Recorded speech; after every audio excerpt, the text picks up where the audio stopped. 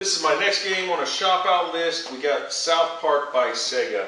I really do enjoy this game. I think it's a great game. It could definitely be better, but I think it's a great game. And I love the theme. I love South Park, so I'm looking forward to getting this one all shopped out and playing real nice. So what we're looking at that I know of so far, we have a broken target over here by the toilet. I think there's something going on with the Mr. Hankey popping out of the toilet there. We got some damaged areas here on the playfield around the holes and around where Kenny gets killed up here. Not sure how I'm going to address that just yet. Thing's filthy, of course, so we got to do a full shop out on it. And I think we're going to upgrade to some cool Titan rubbers and stuff. And I'm really not sure what else I'm going to get into, so I'm just going to start tearing in. Got this playfield pretty much stripped down most of the way. These pop bumpers, I'm going to actually take those apart one at a time, rebuild them, and put them back together. The playfield actually is in pretty decent shape. I mean, the worst part is really these holes here where you have Cartman, and then back here with Kenny. And I did purchase some Cliffy Protectors for those, so we're going to fix those up. The toilet's a little rough, but it's mostly inside here. Kind of got some clear Gorilla Tape holding that together. The bad thing is you can't buy this anymore. There's a note on Marco. It's like reference only. I've scoured, cannot find a new toilet, but I don't think it's too bad cosmetically on the outside, but it's inside there. I think I'm just going to have to try and reinforce that and fix that up. I don't think it's going to affect the gameplay, but it is cracked in there. And you can see all the parts kind of laid out here on the table. So this is the Mr. Hankey assembly right here. Mine was pretty messed up here. It wasn't working at all. So wanted to show you how to disassemble this thing. So get the coil stop off. You got the two screws right here. Remove that. Then your coil comes out like this. So you can see mine obviously had a broken wire right here, so that'll have to be fixed. That was one of the main things. Now you do have to make sure that you unload the pressure from Mr. Hankey. So down here is the other coil, so you have to pull that and make sure that you unload that pressure. It actually states that in the manual. So then this rod here actually has a retainer clip that comes out right there, and this rod assembly comes right out. Then you can actually pull out Mr. Hankey. And as you can see here, this spring is broken and shot. So this is the new ones I just got. You can see the difference. So now that we got this all apart, we're going to clean this all up with alcohol. I'm going to hit it with some steel wool, polish this up really good, replace the spring. We're going to fix this wire, put a new coil sleeve in here, and put it all back together, and that should make Mr. Hankey run really, really smooth. I just finished servicing the Mr. Hankey Mech. It's all working properly now, so you can see when the coil pulls it in, it actually locks behind this other secondary coil. So when he's ready for triggering, this coil pulls in, and look how powerful that is. That pops. That new spring basically gave it that leverage, and mine was real sloppy when it was working, and it didn't seem to want to come up all the way, and that was because the spring was broken and it was very short. So that's all serviced now. Everything's all clean and polished really good. I repaired that broken wire, which was the main reason that he stopped working altogether. I also went ahead and punched down this Molex connector and hit it with some deoxit, which is just a good thing to do when you're servicing these mechs, because these connectors are always problematic. I did want to make a note here. The rail on the right side by the Opto here, it was basically completely pushed down into the playfield, and the ball was actually hitting that Opto, which damaged that Opto. So thing is, you can lift it back up, but it's just going to slide back down again. So what I did is I took some matchstick and toothpicks, and I basically filled that hole between that and wood glue. And my plan here is to drill just a real short, shallow hole once that sets up, and try to put this down in the correct position. I'm going to add a little bit of glue on that too, so hopefully it would actually hold there and not slide back in and have to continuously replace those Optos. I got all the prep work done around this Kinney hole, there was some severe damage right here. This is common wear for this game. Right here on the back side where the ball constantly rolls and smacks into it, and also on this other side. Now there's two different Cliffy Protectors. This is the first one, and this one mounts right here underneath. So what I did is I basically sanded this down first with some really fine sandpaper. Then I took about 7 coats of polyurethane. I was just putting them in over the last few days. About every 3 hours or so, I would put another coat, and kind of build it up a little bit and try to prevent any further damage there, like seal that deteriorated wood.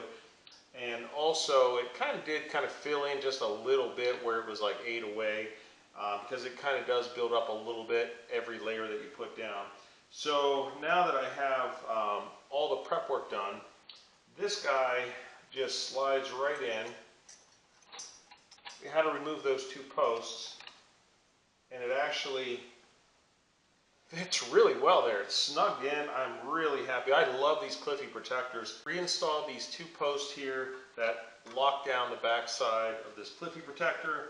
This is the other side of the Cliffy Protector. Now this is called the jump shield, and this actually installs from underneath, but we're going to try to basically cover up all this major damage. I think this is actually the worst spot here, where the ball kind of flies over and just hits this continuously. So we're going to flip up the play field and install this one. I just pulled out all the screws, removed this out of here. It was a little bit tedious getting it out of where this wiring loom is, so I had to be very, very careful so I didn't break or crack anything. But this thing is really, really dirty. I will bring it up here and let you see. So I'm really glad this came out. It was going to have to come out anyway, so this will all get cleaned up, polished down with Novus 2. And I'm going to clean all these switches while I'm under here as well, so that they're all going to make sure they're all nice and responsive. Down here at the bottom, this is where that jump shield is going to go, and then it's actually going to, the screws are going to mount to this Opto bracket right here. I just finished installing the Cliffies. They look so nice on here. I did go ahead and remove all the pop bumpers on the play field so I can give it a good cleaning, waxing, put all that back together. And since I finished up the Cliffies, I went ahead and put Kenny back on. We completely rebuilt him. He's ready to go. So I went to dig into these pop bumpers, and I decided I was going to completely rebuild them. So the pop bumpers actually had an issue where the metal ring was hitting the post rubber, and it was like basically shaving it down with black dust and debris from that rubber all over the place, and I wasn't sure what was causing that. But once I got all the new parts in, I figured it out. So I got the original one right here. And as you can see how much slop and play that had left to right, up and down. So I actually think that the problem is really the metal pop bumper ring here was like worn down and just creating so much wiggle room that it was rubbing. Now this is the new setup that I got here, and actually there's barely any play at all, like just that little bit. So I think that that's going to fix the issue. And I did decide to go with the yellow pop bumper skirt and the translucent red body. I think that's going to look really nice. It's going to go well with the artwork. I am going to keep the original pop bumper cap though. I like the red. I like the texture that it has on it. And of course it's got the original stickers on here, and the red and yellow just really look good together. And I'm hoping I get enough light, penetrating through this red body to give it an extra little glow over here. I think that'll look really cool. I finished up this South Park Pinball, and we got excited, moved it downstairs here into the man cave. I'm trying to get it down here. I'm getting the man cave all ready for our annual pinball party that we're going to have. So I wanted this game to be ready and be down here for that. But I did forget to mention about the protector for the Cartman hole. So I mentioned Cliffy Protectors. Like, we did do a Cliffy Protector for the Kinney, but at the time I must have missed getting the actual Cliffy Protector for the Cartman hole as well. And I wish I would have ordered that, because it takes so long to get those in when you order from him. So I had no choice, but I ordered this plastic one through Marco, and I wasn't sure how it was going to turn out, but actually I think it turned out really well. It's blue. It actually looks cool over there. I am a little concerned if it's going to hold up or not because it is plastic. And at first I wasn't sure. I'm like, it might create a little lip there and have the ball, but actually it doesn't seem to affect the ball at all. Whereas actually the Cliffy up here does seem to make the ball go airborne. Now I rebuilt the flippers on here, so it's super powerful. So that before the flippers weren't really that powerful, so I didn't really notice a jump. But I do think that that Cliffy protector might be causing a little bit of a jump there. So I am going to do a little trick I've done before when I've installed some other Cliffies, is taking like a little tiny piece of Mylar and putting directly in front of it, not overlapping it, but just directly in front of it. And what that does is it kind of creates that little bit of space, a little bit of a ramp, so it's not a hard hit when it hits that Cliffy and causing it to jump. So I am going to try that and see if that works. But overall, the rest of the game turned out really well. It's playing amazing.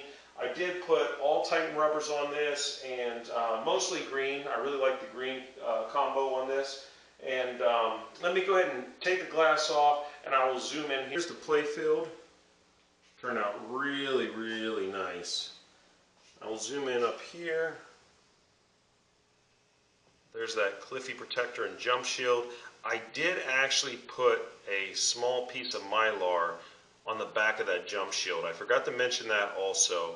And the wood was ate away so bad that there was a tiny little space there, so I basically kind of taped it down with a piece of Mylar. It actually didn't affect the ball, but I just felt better about kind of, you know, securing that down.